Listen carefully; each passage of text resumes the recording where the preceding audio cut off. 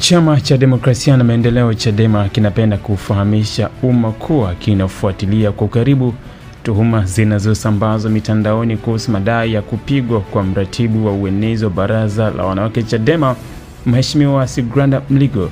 Chama kinafanya uchunguzi wa kina ili kubaini ukweli wa jambo hili na kuchukua hatua stahiki kwa mujibu wa katiba, kanuni na miongozo yake. Aidha, Chadema inafuatilia kwa makini njama ya Chama cha Mapinduzi za kutumia tukio hili kwa manufaa yao binafsi.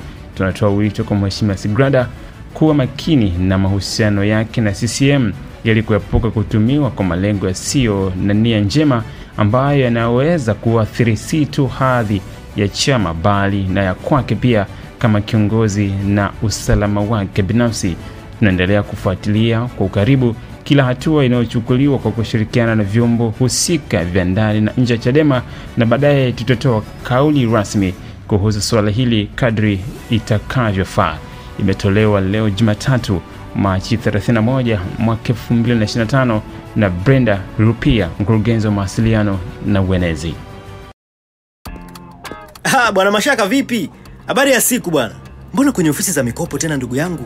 Ndugu yangu Clever, mikopo inanitoa roho.